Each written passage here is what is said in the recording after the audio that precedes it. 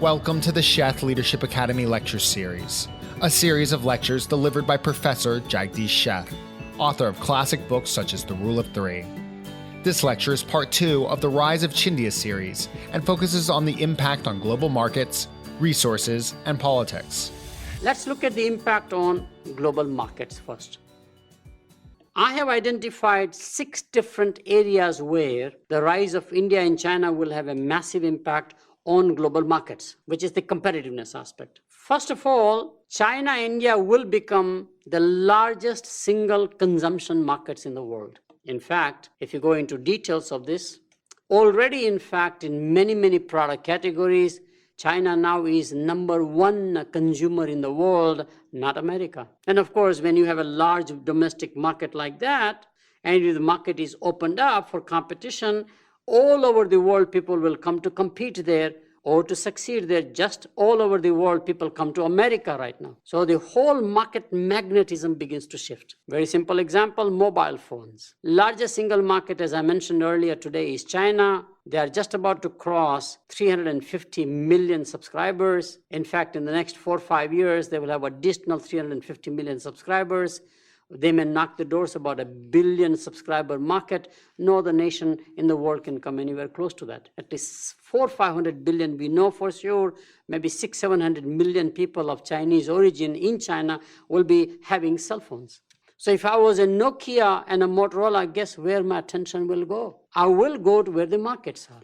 And if I'm a switch maker the same way in cell phones, whether I'm a Lucent on the one hand or a Alcatel on the other hand or Siemens on the third, and who cares, I will go to China. My loyalty will be where the markets are rising as a supplier to the industry. And therefore, and by the way, same thing is happening in India. Today it is estimated that every month net new subscribers in India, every month is about 4 million new net subscribers, which means annually it is about $40 to $50 billion, 50 million subscribers. It is going to become the second largest mobile market. In fact, Nokia tells me that the single largest market today for Nokia, because they seem to have a 50 or more % market share, is India. It is the most profitable market also for them in the handset business. While this is high tech, we talk about the world is flat and how IT is flattening these people between advanced and emerging economies. Not just that. Take a consumer product called beer. This really surprised me. China is already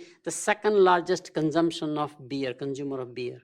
And by 2010, definitely will surpass America. Cigarette, it always has been the largest consumer of cigarettes, and India always has been the second largest consumer of cigarettes. So again, in those 2 product categories, they become the market magnets. Everybody races there, including American corporations or European corporations or Japanese corporations or South Korean corporations. Third, and a very key market emerging because it has a huge, what economists call multiplier effect, economic growth, is automobile and what is called two-wheelers. Two-wheelers are 2 types. One, of course, are the traditional motorcycles. But motorcycles in these emerging economies like India are not used for recreation, but they are used for work. Especially in rural India, you use the motorcycle to go from one place to the other. It's like an SUV, as we call it here, but a two-wheeler, as they call it. Or you have a scooter. Vespa is the brand name we know in the West world, but the largest manufacturers of scooters and two-wheel motorcycles are now in India. India market is very large and they have a lot of domestic manufacturers. World is moving. If you are a supplier into the two-wheeler market, you have to go to India. It should have happened in Japan and China also, but Chinese from the bicycle age, rather than go through a two-wheeler transition, they immediately went into the automobile. So today, out of nowhere, Chinese are the 3rd largest automobile market, but growing at an ungodly rate of 65-70% a year, whereas US and Europe put together as first and the second market are growing maybe about 7-10% to 12-15%. So it is inevitable that China will become the largest automobile consumer in the world, not supplier, but a consumer in the world. And hence, all of the companies are racing into China and India eventually in automobile business. It's the same phenomenon. As many companies raced into America, we got the Japanese manufacturers here, we got the European manufacturers such as BMW, Mercedes-Benz, Volkswagen here. Same thing is happening. all the world manufacturers will go into India and China in the automobile and the two-wheeler business. And by the way, already Indian and the Chinese companies are rising as automobile parts makers. And they're pretty much becoming global players. While on the one hand, we have tremendous pressure on world-class companies like Dana Corporation, or a spin-off of General Motors called Delphi, or a spin-off of Ford Motor Company called Visteon. Most of them are going for Chapter 11 protection. The automobile parts companies out of India and China are thriving, growing both on the domestic market as well as on the export market. So this is a key phenomenon. When you have a large domestic market, and if you are an Indian or a Chinese company dominating your domestic market, you can become global much faster, much better. And unlike India and China, and I'll talk about that maybe later on a little more, but I'll give a preview, unlike the rise of Japan and the rise of, for example, South Korea, which was export-based economy, my forecast is that China and India enterprises, rise of that will be through massive acquisitions of large companies in Western countries. In other words, they will not just export products made in their country for worldwide consumption, but they actually will buy out companies in industries where they have a very strong domestic market advantage. So that's clearly one major shift, and I think that's a very fundamental issue that we have not studied. And I'm just giving you a sort of a small piece of the total puzzle here. I can write a whole book just on this one point. It is that much of rich material out there, and we can conceptualize about which markets therefore will be driven by Chinese and the Indian corporations worldwide. Just as we know, in certain industries, Korea dominated the world, such as, for example, Samsung in memory chips, such as, for example, Hyundai in automobiles. Just like in Japan, the same thing.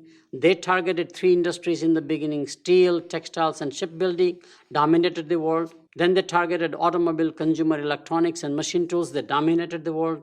It's the same phenomenon, except that China and India will go through globalization through acquisitions rather than, in fact, through export market. And that's because last 50 years, we had a lot of protectionism. There was no free trade. Also, countries wanted to make political deals, give them the economic favoritism, such as, for example, US allowing a lot of outsourcing in Korea and Japan, allowing Japanese and the Korean products to come much more freely.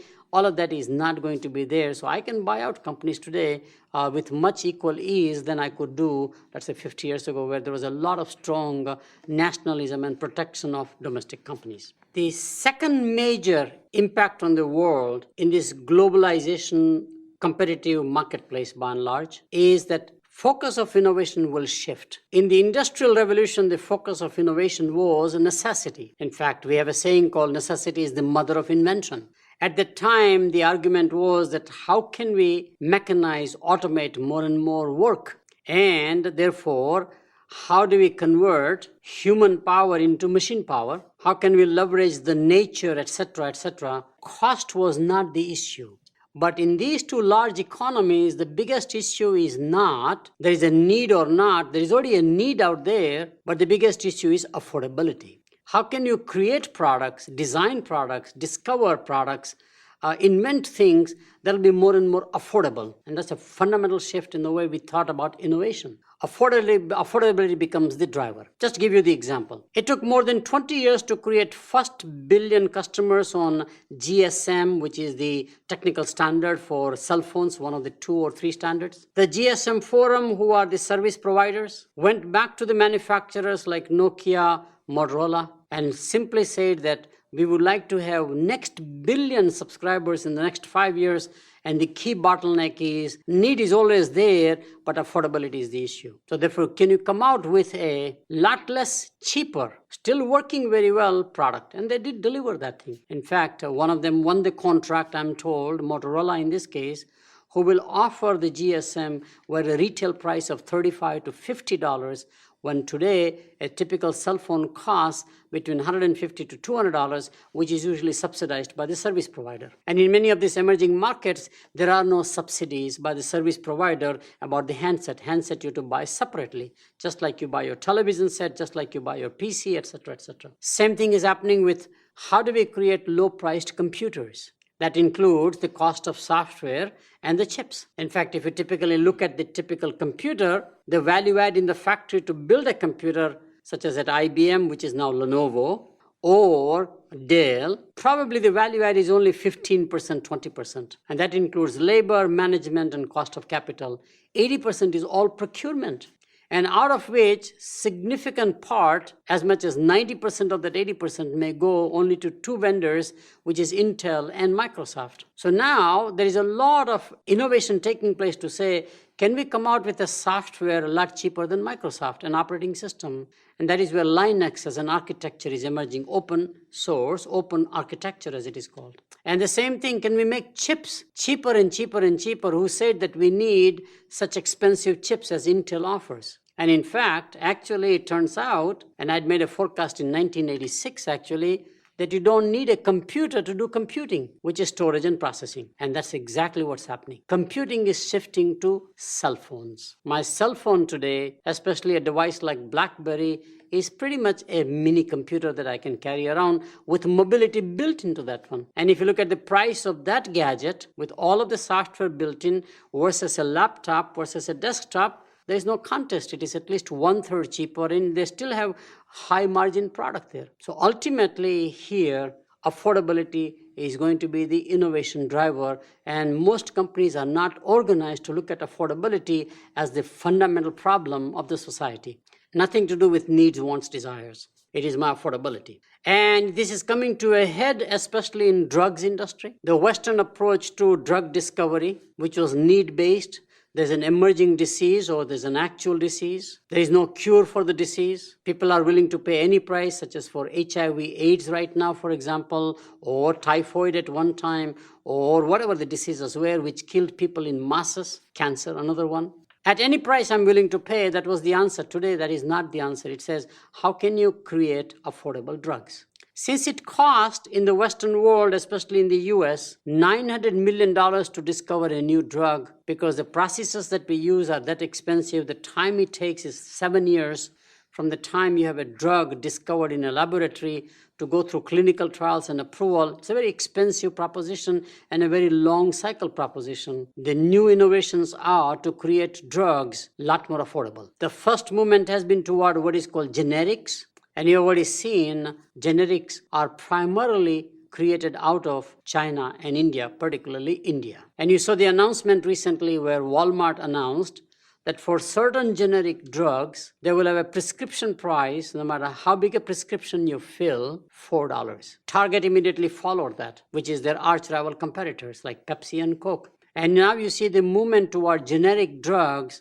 being mandated by insurance companies. If you are paid by the insurance company for your drug benefits, or by Medicare, or by government national health bureaus in other countries, they will more and more mandate that you can only buy generic drugs, not brand name prescribed drugs. This would have never happened through innovation. It is happening through affordability dimension. Third, and the most interesting phenomenon, is not just the drugs, but the cost of healthcare delivery. So recently, insurance companies are simply saying that for postponable, not recreational, but for postponable surgical procedures, while there's a huge waiting list in advanced countries like Canada or United Kingdom, because there's only limited budget government has to do the surgery, which can postpone for a while. You are not in immediate danger, for example, then the answer is, why can't you do the surgery in India? And in fact, in US now, insurance companies are encouraging patients to say, you should go and have that thing done in India, such as cataract or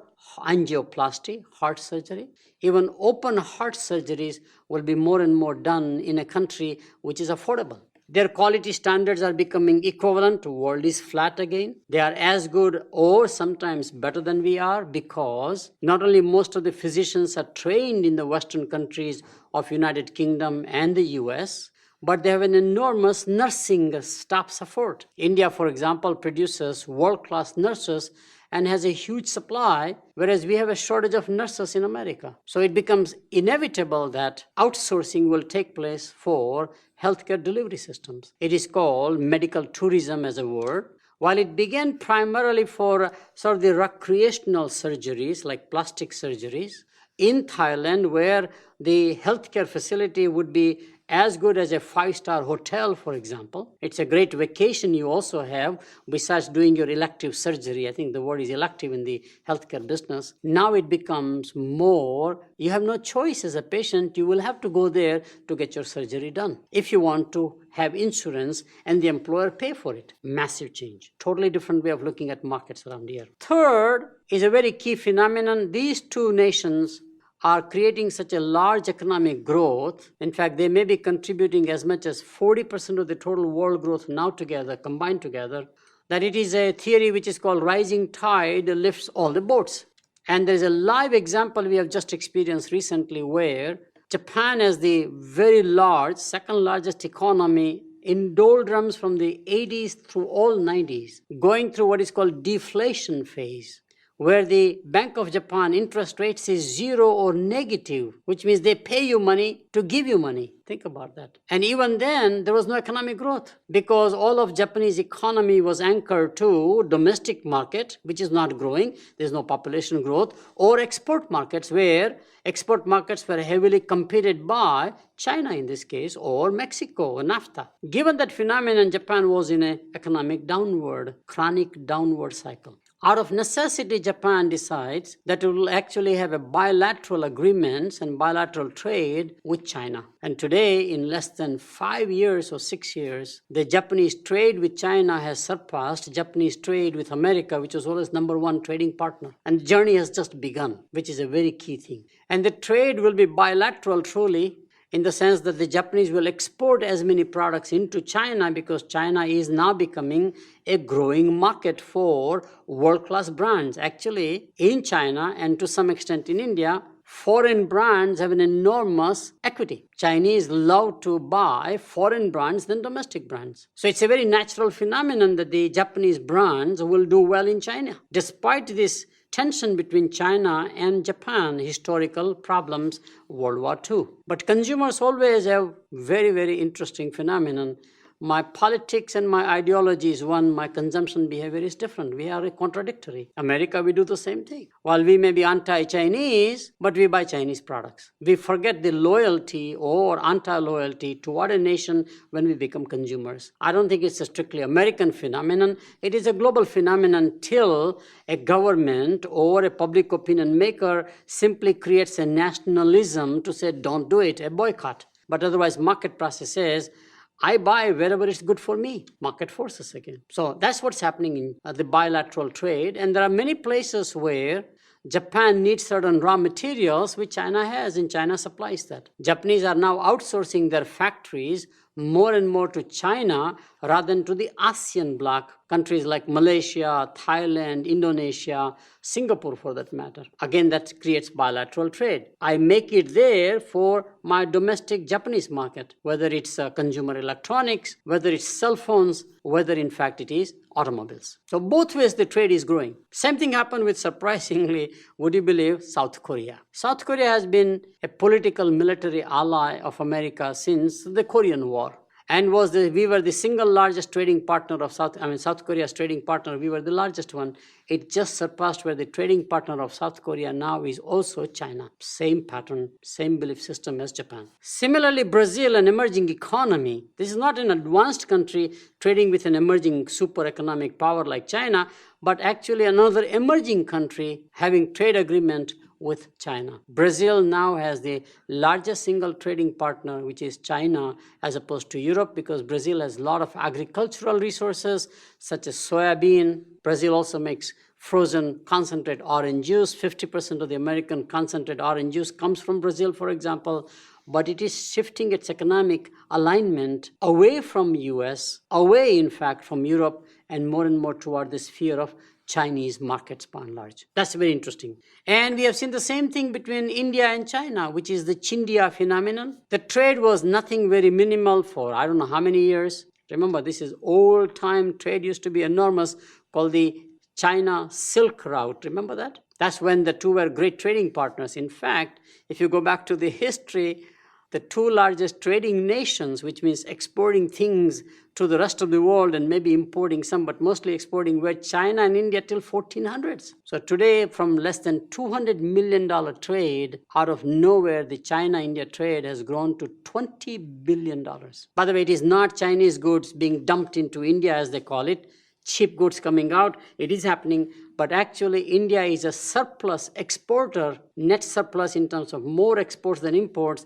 That is because India has enormous industrial raw materials which it does not have the factories to use it yet, such as coal, iron ore, etc., etc. So that's where the change is taking place. So this is a very key area, that the growth is created by these two economies, not only for their own people and domestic policies, but also for the whole world. Whole world now, therefore, begins to get economic growth, mostly export or investment into countries. The difference between China and India is the following. In China, as I mentioned earlier, most of the manufacturing went there, outsourcing, and therefore it was private label primarily. In India, it is a lot more services in the IT industry, information technology, or what is called information technology enabled services, ITES. Call centers, BPO as it is called, large expansion of that, where people are putting their own facilities in India. IBM, for example, will have the largest single workforce in India eventually. It is number 3 right now, will surpass Japan very quickly, will surpass America, to serve the global markets. So that's the kind of an architecture that you see, because India's resources is educated, English-speaking, talented people. And people are going out there pretty much from that viewpoint. So the trade rises that way. And as I mentioned, India and China will buy companies, and that creates another additional economic global growth by and large. Point number 4, rise of Chindia's global enterprises, which is a perfect lead-in into point number 3. As I mentioned earlier, the rise of companies like Haier, H-A-I-E-R, which is the second largest appliance maker out of China, will happen more and more, not just shipping out Chinese-produced appliances, refrigerators, washing machines, etc., but actually making acquisitions in foreign countries where there are factories and jobs. And they may not actually shut down the factory and take the jobs away. They actually will nurture those jobs. Haier already made a play for a company in America called Maytag. It did not work out. There was also some sort of a government signaling to say we should not allow Chinese companies to buy an American company because of the political, ideological differences. But at the same time, it is inevitable. It's a matter of time before Haier will make a major acquisition in America. It already happened in another product line called computers. IBM, third largest computer maker in America, Dell number 1, HP number 2, IBM number 3, sold its worldwide computer division to, a PC division to Lenovo, which used to be called Legend, which is still a holding company called Legend, but their brand name is Lenovo. And today, Lenovo therefore has, through IBM acquisition, factories in America. Actually, Lenovo, division of Legend Holdings, headquarters is no longer in Beijing, but it is in New York. They decided to be a global player. You don't have to be headquartered in Beijing. It depends upon where the markets are, you see. And I've seen the same thing with Indian corporations. A person of Indian origin based in UK because of the favorable laws and the flexibility of doing business from UK, but it is really an Indian person who has created through acquisitions the largest single steel company in the world called Mittal Steel. Unthinkable. When we have USX around here, large steel company, Nippon Group, POSCO in South Korea, or European steel groups such as, it is called, ThyssenKrupp, for example, steel group out of Germany, out of nowhere comes from an emerging economy where one would expect, where is the capital? But all these guys in emerging economies have figured out they have a banker in their pocket also, just like what happened in America. In America, post-Lincoln policy to create industrialization, not only we built infrastructure, but we allowed large banking interest people to come here such as the Mellon, for example, the Carnegies of the world, or most famous was J.P. Morgan, who really single-handedly created the steel industry of America, the automobile industry to some extent, and definitely the telephone industry called the Bell system. He was the banker behind the scenes. Now, emerging economies have access to the bankers. So that could be a Goldman Sachs, that could be Lehman Brothers, that could be Morgan Stanley, that could be JP Morgan, whoever they are.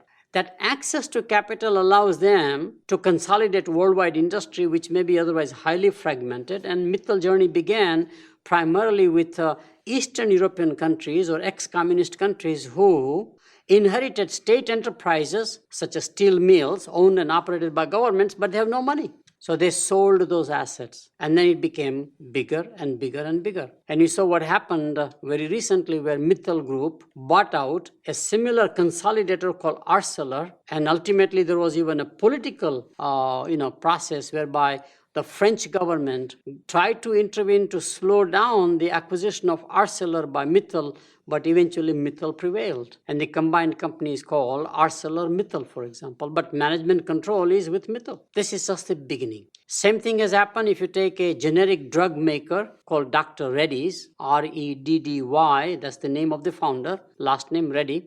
It's called Reddy's, ''S. He just made 2 acquisitions, one in Mexico of a pharmaceutical company, another one in Germany, doubled his revenue from $500 million to $1 billion.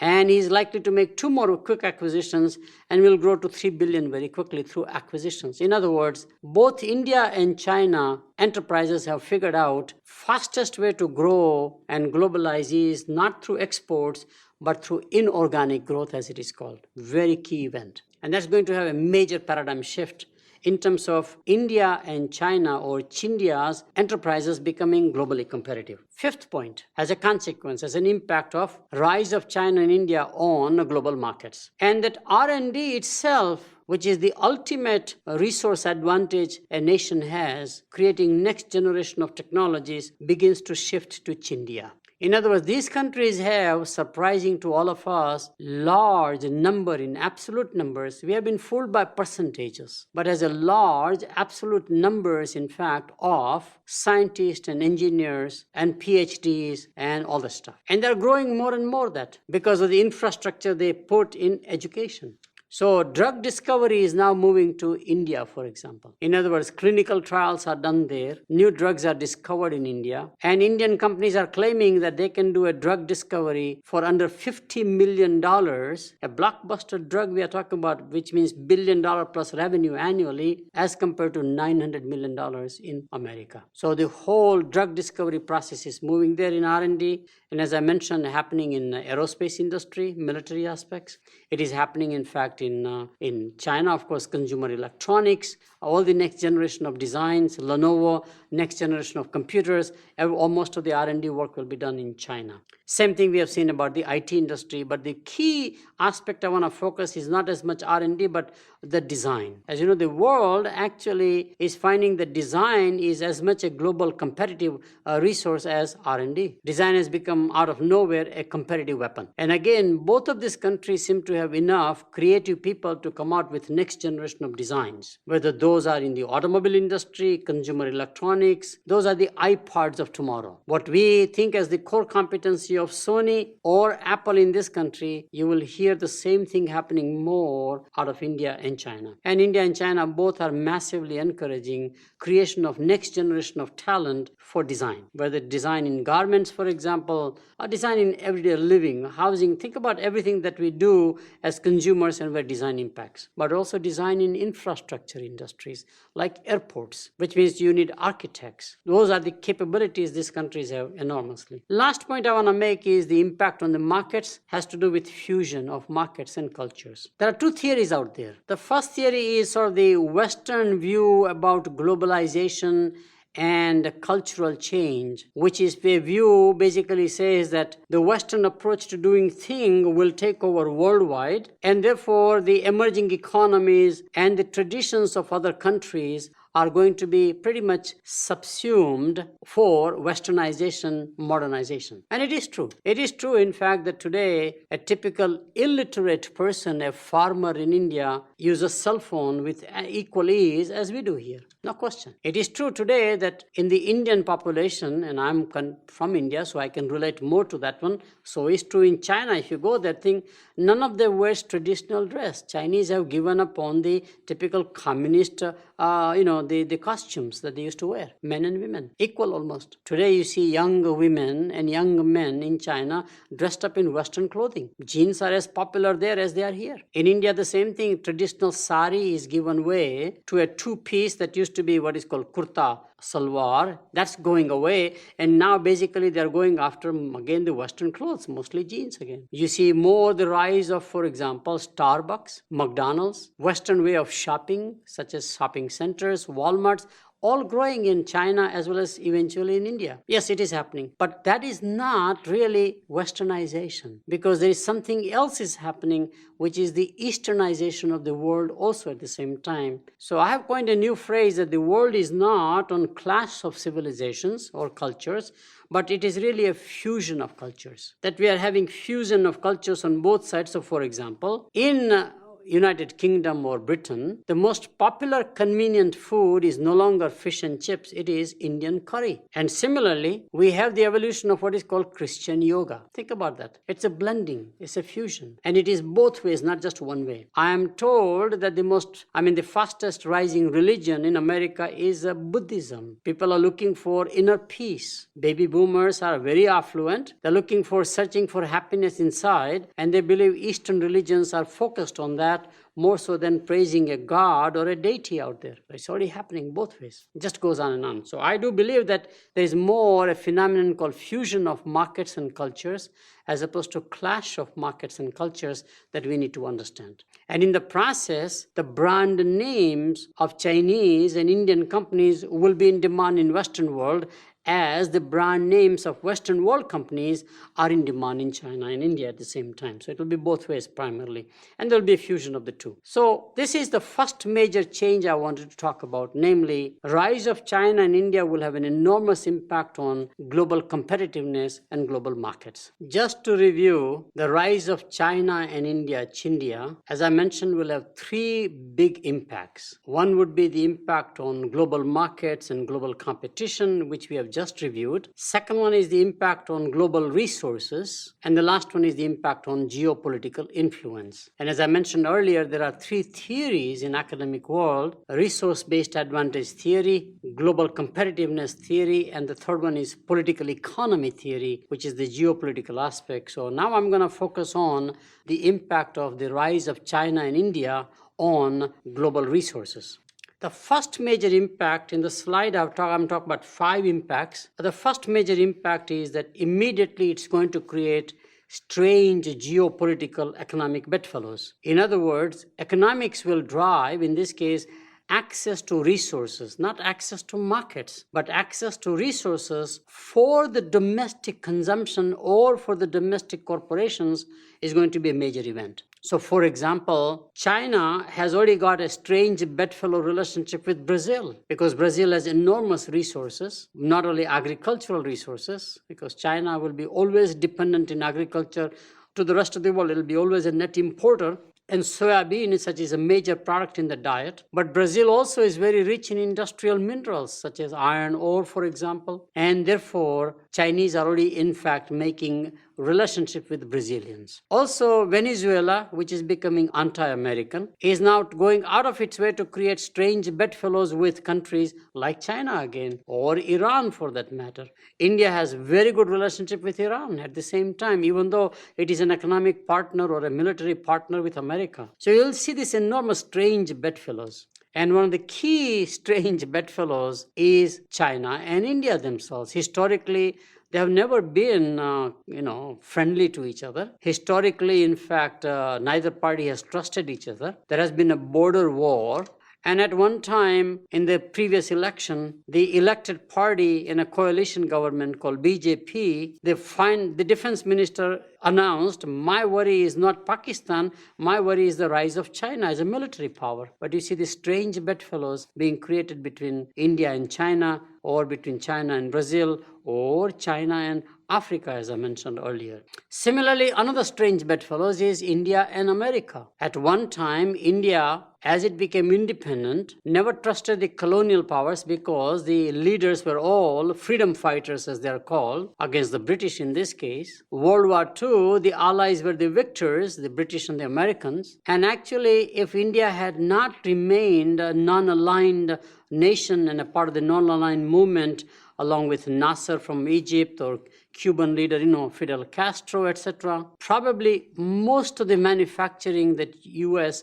began to outsource after World War II, which went to Taiwan, which went to Korea, would have all come to India. By the way, I'm sometimes thinking of imagining what would have been that as a consequence. Do you know it means that there will be no China today, there will be no Japan today, there will be no Korea today, there will be no Taiwan. India would have become de facto the manufacturing capital of the world. Biggest mistake India ever made was to remain non-aligned, totally justified, because when I am a freedom fighter, now I become a political leader, I never trusted the colonial powers, why would I trust them? But it was the biggest mistake from a country's viewpoint. Second biggest mistake India made was that when it did have to align to get a military protection, it aligned with the wrong bloc, with the Soviet Union. Mrs. Gandhi made that deal. Mr. Nehru, who is the first prime minister, Gandhi led the movement, but political process began under Nehru, who was an intellectual, educated in Western world, in UK primarily, but he was always uneasy with capitalism. His daughter, Mrs. Gandhi, think about that one, makes the second biggest mistake from a country's viewpoint. History will say, while they were great leaders, they really were not good for the nation necessarily. And she made the mistake, for whatever reason, of aligning with the Soviet bloc, which delayed the economic reforms and everything in the country for another 20-25 years. And in fact, but for the crisis, economic crisis India fell into with the Gulf War in 1991, where Indian workers working in Kuwait, all the cash flow came to a screeching halt. Russians providing oil to India through Iraq as a gateway came to a screeching halt. India's reserves became below creditworthiness. All Indian manufacturing would have stopped because if you don't get oil, you don't have petrochemicals, you have nothing. And country was put on a credit watch, which forced the government finally to wake up and simply say the non-aligned approach, or mixed economy as it is called, the Keynesian economics, whatever you call it, is just not the future of the country, which led to the reform in 1991.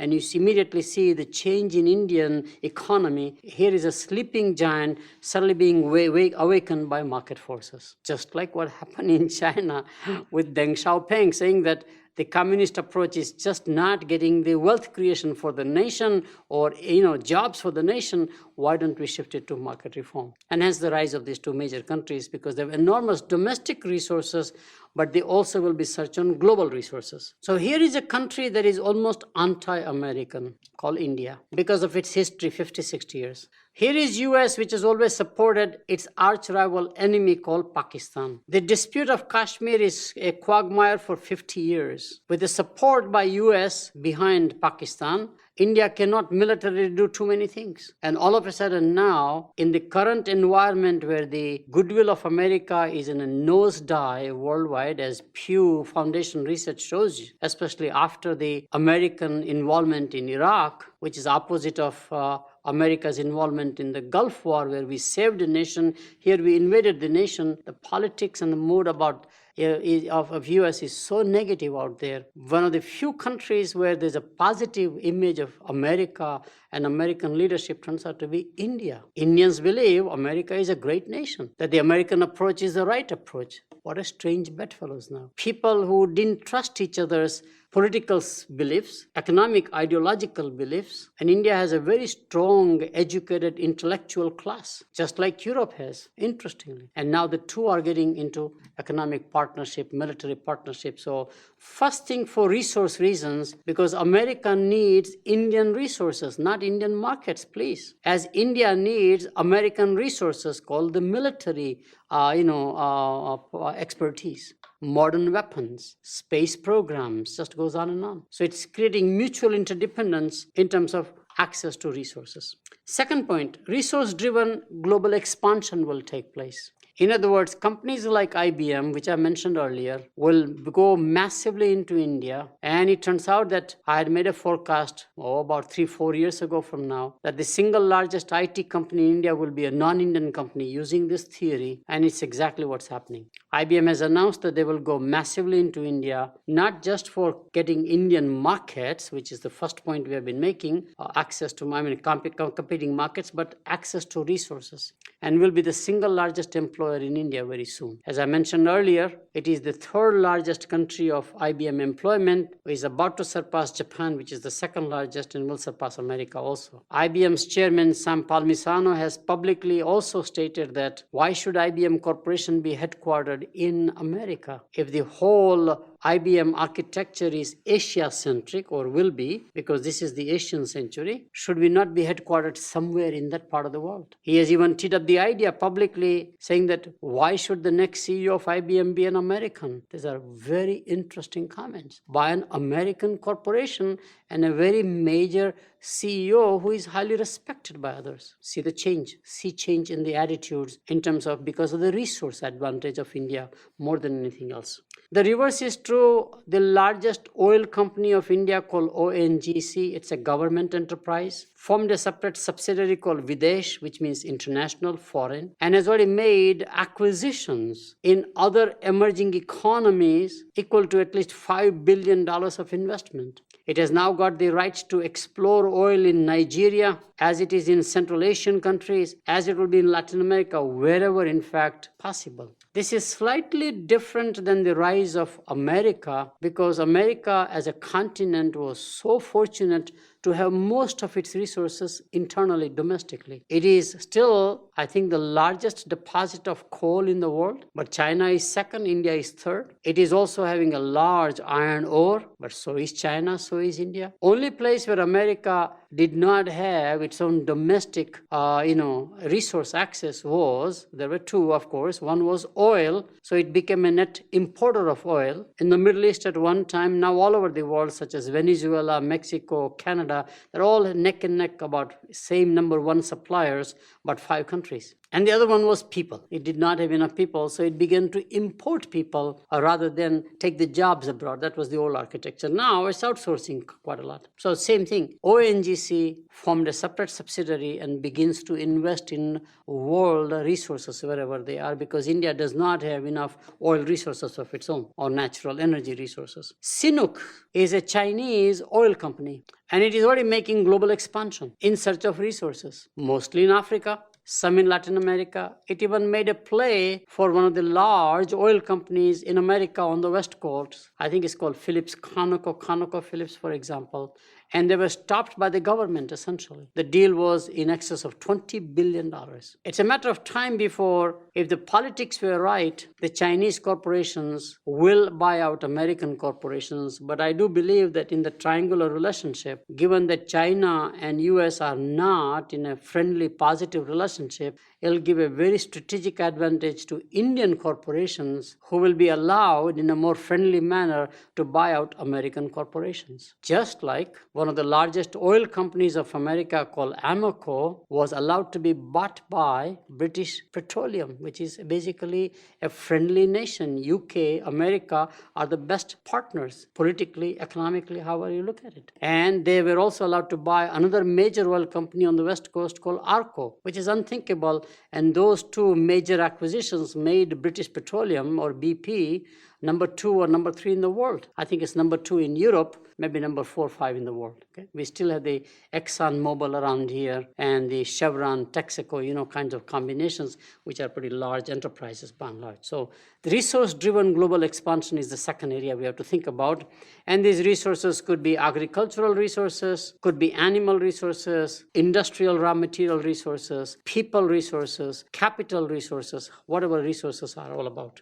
Third point, I do expect global mega mergers, not necessarily American companies buying out Asian companies, but the reverse, where the buyer or the acquirer is likely to be an Asian company buying out international companies from advanced countries in selected industries, obviously. So, for example, we already talked about Mittal, company in steel, but Tata is a very large industrial group, has many diversified companies from automotive on the one hand to publishing on the other hand to, in fact, for example, tea. Tata Tea Company is the second largest in the world. They bought out a company in UK called Tetley Tea. They are now becoming direct competitors to Unilever, which owns two major brands of the world, Lipton and Brook Bond. And my view is that the two will become global competitors now very quickly. And they may either go for more acquisitions of other tea companies, or these two brand names go worldwide and dominate. Third, as we talked about higher appliances, it's going to happen. Higher will eventually buy out somebody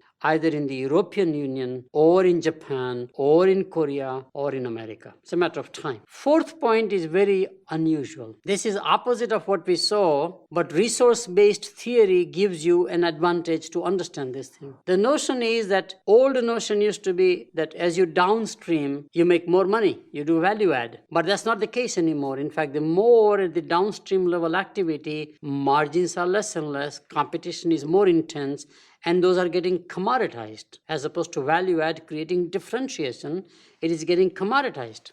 And commodities are getting more and more profitable. As I mentioned in the PC business, all the assemblers, Dell, HP, IBM, Lenovo, when they build the PC, the value add they make is only 20-25% maximum, 75-80%. In some statistics I've seen 89% is all procurement. The guys who are making money are Intel and Microsoft, not IBM, which is why IBM exited the PC business. And even Dell may not be able to sustain is the forecast. Think about that. Although Dell has this direct delivery supply chain as a great architecture, but it is under a lot of pressure now from the Asian manufacturers, especially Lenovo, the Chinese manufacturer. So given that more and more money making seems to be in the upstream activities where resources are finite, they cannot be grown quickly, and therefore you have enormous short-term profitability. I don't think it's short-term in the sense of a year, etc.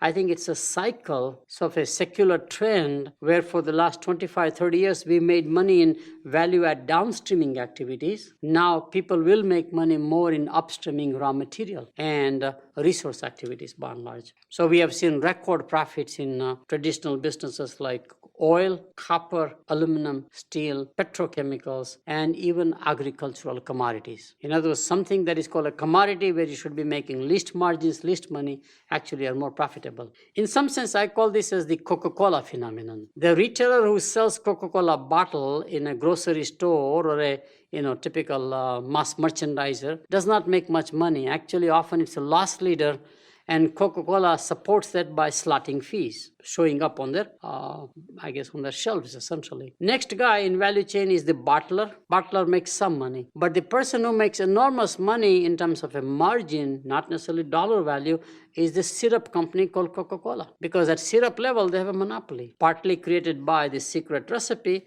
but significantly by the branding strategy. In other words, the value add and branding at the downstreaming activity is becoming much more critical in the upstreaming activity. How can I brand crude oil? How can I brand steel? How can I brand wheat? How can I brand rice?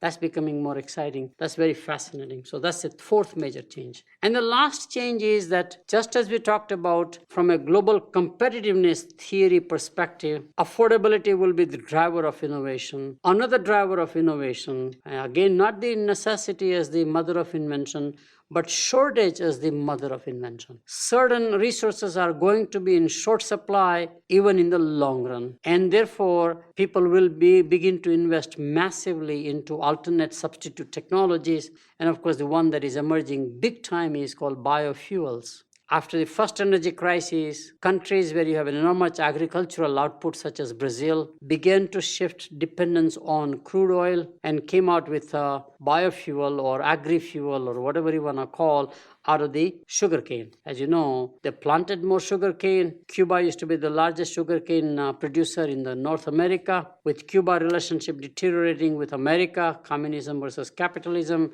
Brazilians benefited enormously. They produced more sugarcane than anybody, and in the process, the waste of the sugarcane itself became the fuel to create agri-fuel. And that agri-fuel has done very, very well. They're the lead nation in the world. And now India is likely to duplicate the same way because India produces enormously sugarcane, has the right climate, etc.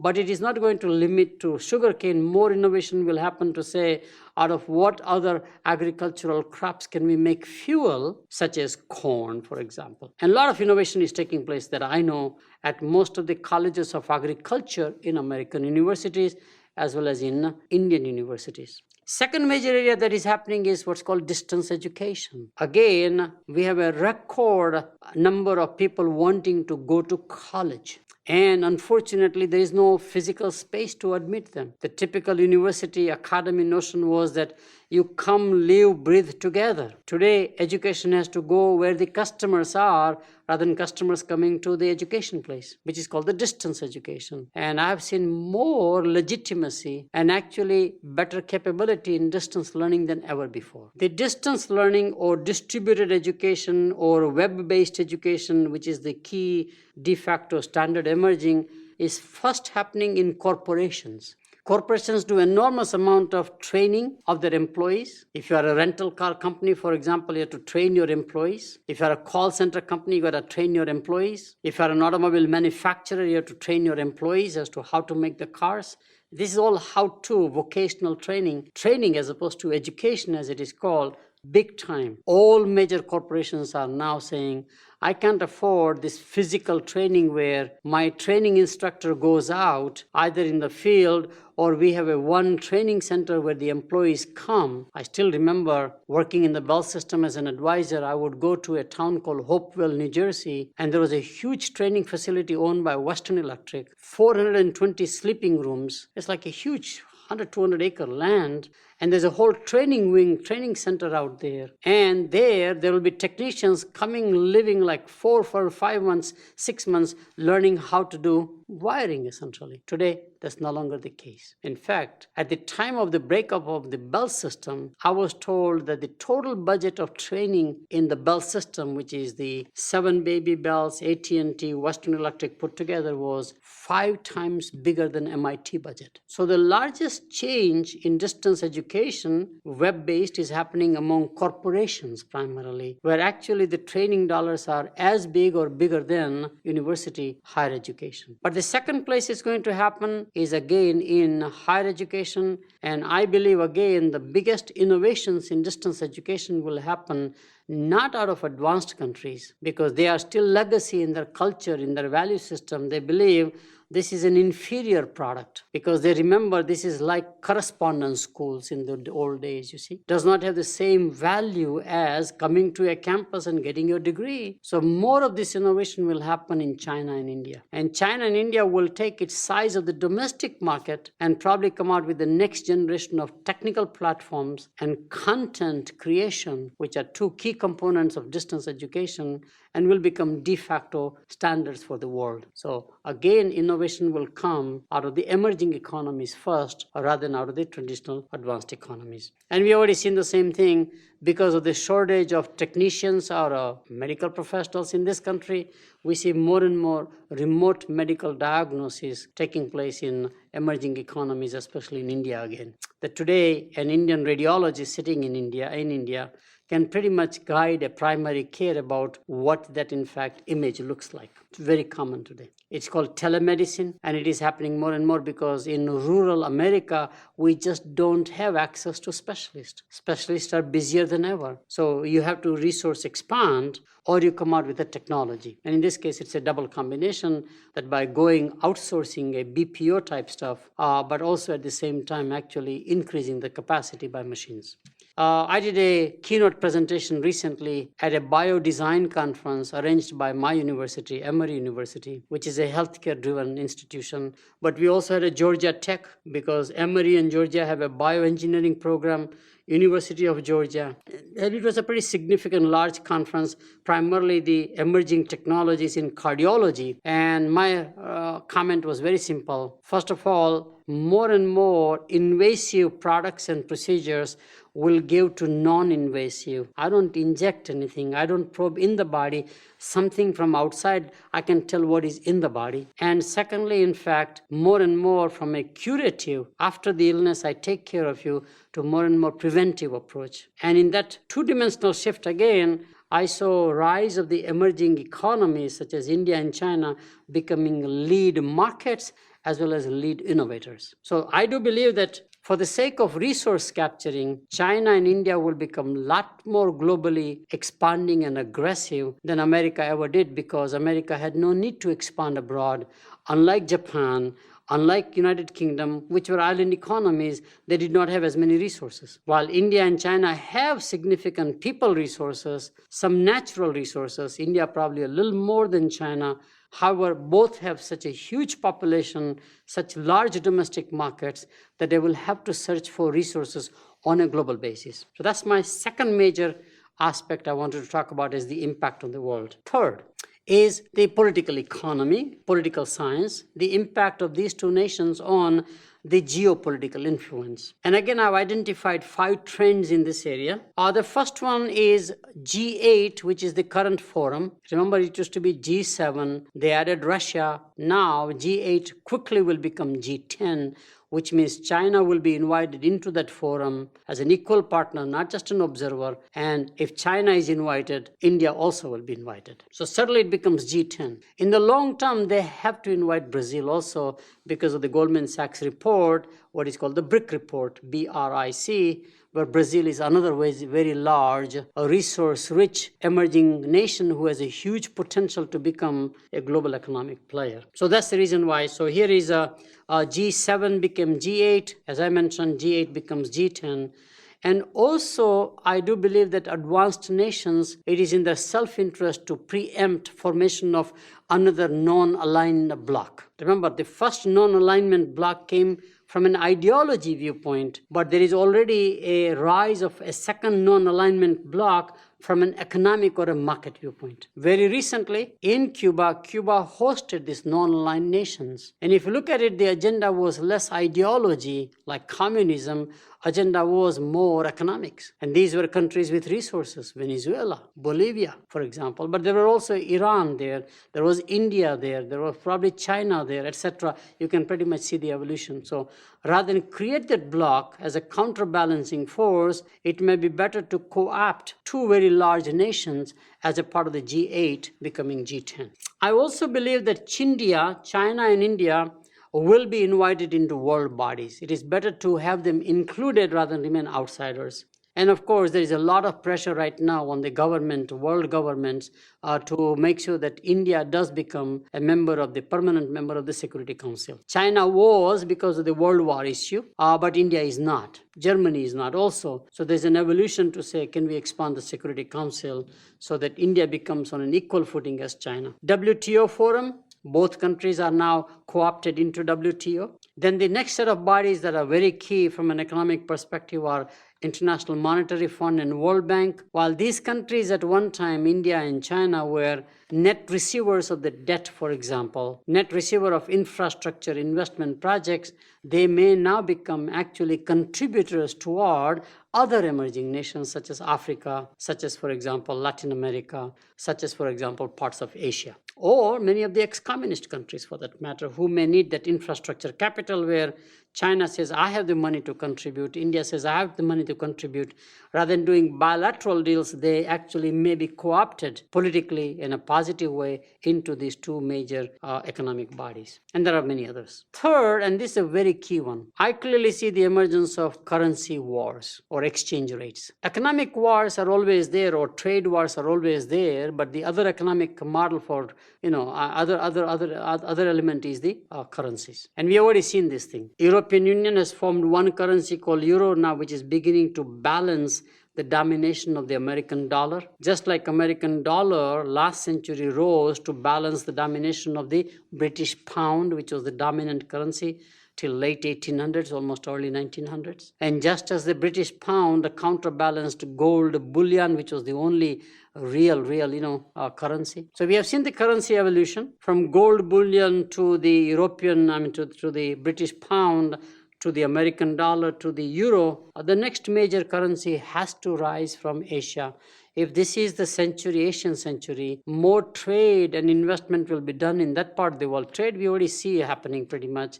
India and China becoming large trade magnets, and therefore exchange rates become very critical. Currencies are very key as in terms of trade, import, exports, and therefore we see the rise of a Asian currency. While in the short run, they will put pressure on the Chinese yuan and eventually make Indian currency convertible. It's India who is refusing to do that because it has an enormous structural problem so far, but it's a matter of time before Indian currency would be traded just like any other currency because it has enough reserves now, surplus.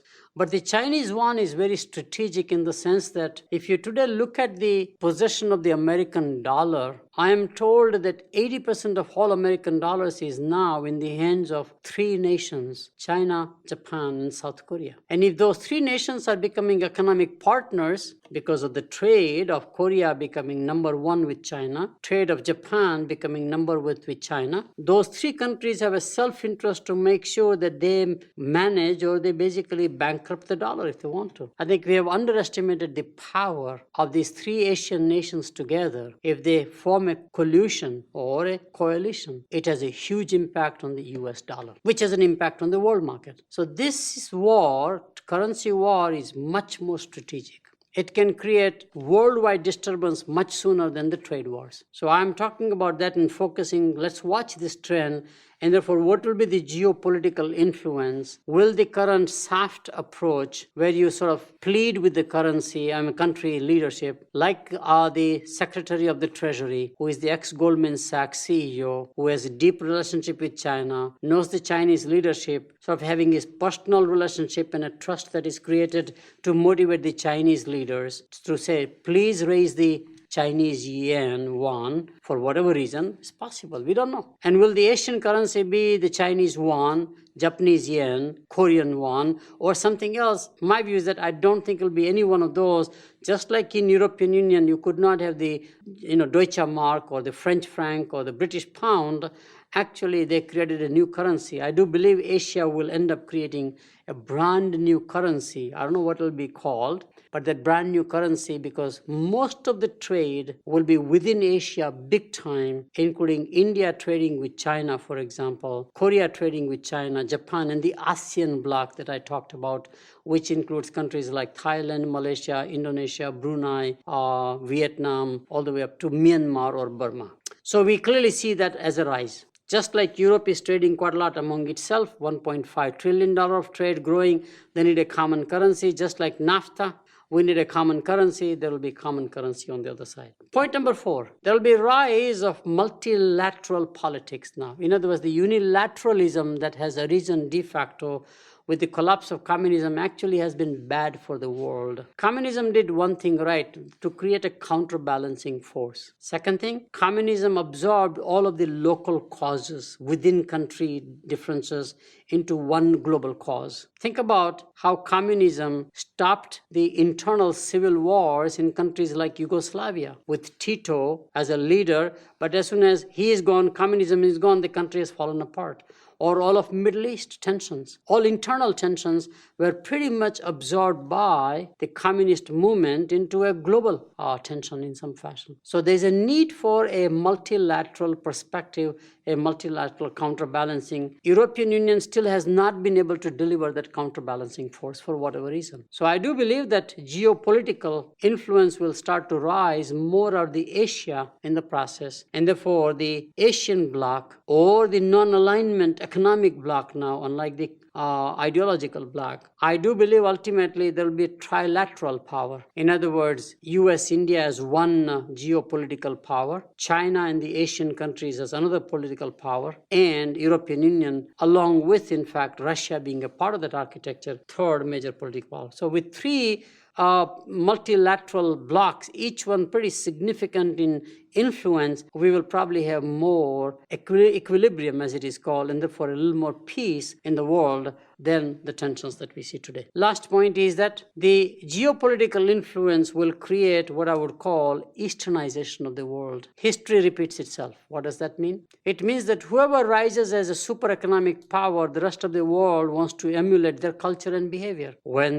For example, French were very influential in terms of culture and everything in European scene. The Russian czars loved French, everything French. When the British emerged as a super economic power, everybody emulated the British. When the Americans became the super economic power, everything about American was a great thing. Same thing happened with Japanese up to the, I would say, 80s, when we began to say, wow, Japanese way is the right way. Now, obviously, it's going to happen from the Eastern cultures, more traditional Eastern cultures such as India and China.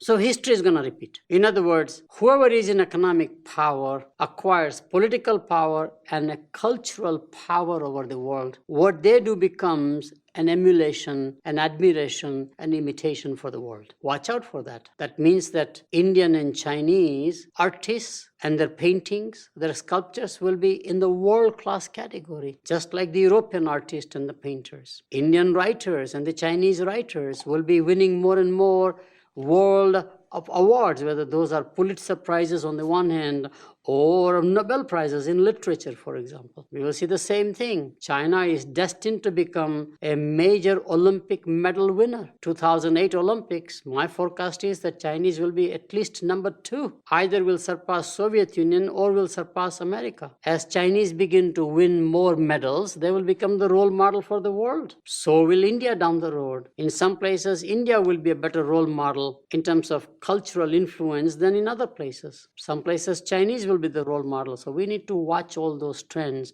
what I call, therefore, Easternization of the world in culture, arts, and religion. I also find fascinating that the Western world always has been more receptive to change.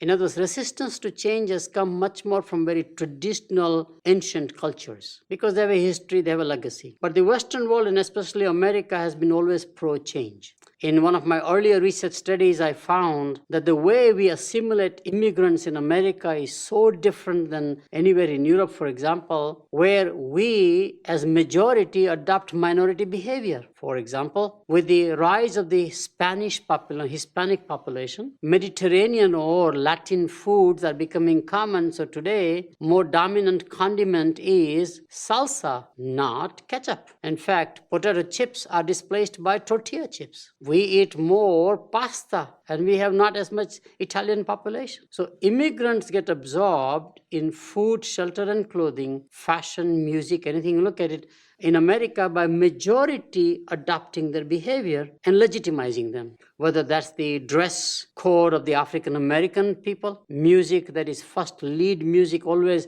indicator are the African Americans, for example, and then the white majority adopts that. Very different architecture. And the reason is that the white majority in the US always has been pro-change. It is not resistant to change. And therefore, this Easternization will happen much faster and deeper than what we have been watching, which is the Westernization of the world by and large. So in conclusion, and I know this is a fascinating new area, I'm very much passionate about this stuff, as you might have gathered pretty much. What's the conclusion? In this presentation, first point I'm making is that while the 20th century was driven by ideology and advanced nations, the 21st century will be driven by markets and emerging nations. Two-dimensional shift. And this is happening because all advanced countries are affluent, but they're aging and aging very rapidly. There is an economic pragmatism emerging among all of the advanced countries' democracies. There's a collapse of communism, which used to be the alternative, making us ideology-driven in the 20th century. It is no longer there.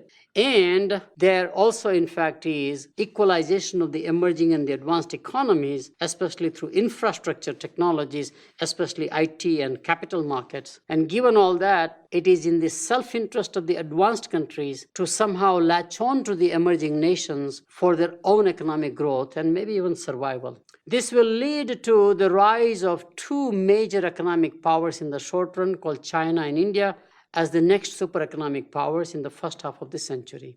Although Goldman Sachs report called BRIC report talks about 4 nations, and actually the top 10 economies will be all emerging economies by 2050 and will have the largest GDP, bigger than all the advanced countries, but real 4 nations are very big, key ones is Brazil, Russia, India, China. First half of the century will be driven by China and India, and then later on Russia and Brazil, and then maybe Africa also coming. Africa is awakened much faster by Chinese than by the Europeans. So Chinese and African nations also may rise. We just don't know where that's going to happen down the road. But at least right now in our crystal ball, we can easily bet that China and India will become and will rise as super economic powers and will have an impact. The rise of China and India, or Chindia as we have been calling, will have worldwide impacts on global competitiveness, markets, on resource, as well as, in fact, in geopolitical influence. As I mentioned, there are three theories about globalization. One is a resource advantage theory, global competitiveness theory, and political economy theories. And those three are incorporated in this presentation to see how rise of China and India will have an impact, especially on America.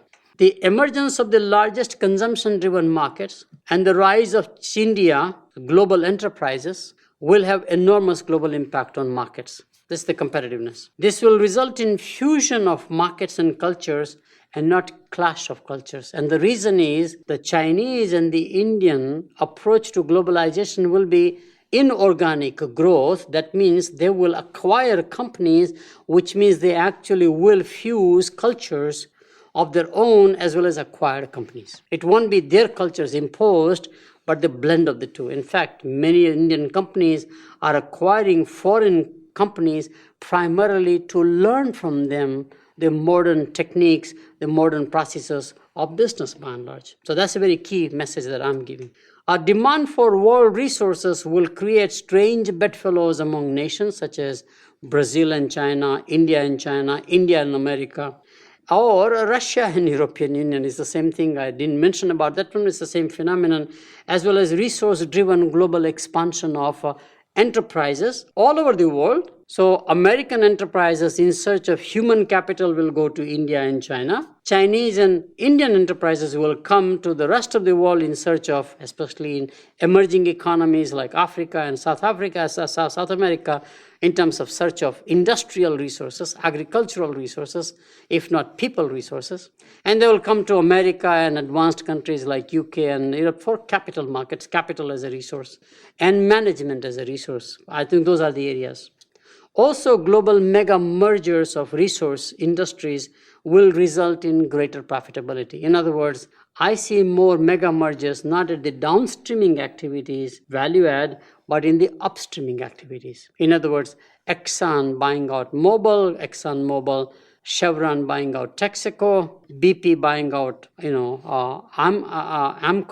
Amoco as well as Arco.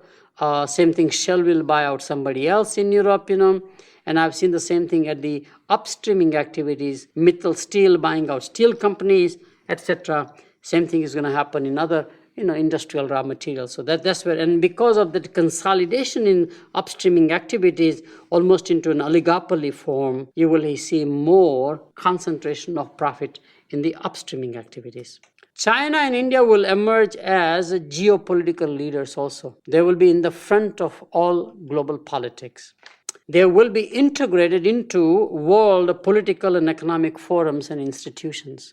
In fact, if you look at the Davos Forum, which is an economic forum, last year in 2006, January, it was absolutely incredible to see that the whole forum was everything about India. India Rising was a campaign. All news media just talked about Indian companies, Indian enterprises, Indian markets. It was unthinkable. If you look at that forum and have a flashback 5 years before, India was conspicuously absent. So were the Chinese absent. You will see more and more in the IMF forums, World Bank forums, United Nations forums, etc. These two nations getting highly integrated. As I mentioned, G8 will become G10 with India and China being economic, same table. They sit at the same table as the advanced countries. So rise of China and India will result in multilateral global politics. as opposed to unilateralism that is prevailing right now, as well as the rise of India and China will be more, you will see, Easternization of the world, not just what we have seen for the last 50 years or so, what is called the Westernization of the world, let's say since World War II, by and large. So I see the tide reversing in the other direction, not only fusion, but also actually more influence of the Eastern ways of doing things, as Western economies or Western people saying, that's a better way. That's another good way of doing things, rather than saying that's traditional, that's not what we want to touch kind of a notion. That's very fascinating. Thanks for listening to part 2 of the Rise of Chindia series with Professor Jagdish Sheth. For more about Professor Sheth and the Sheth Leadership Academy, visit www.shethleadershipacademy.com.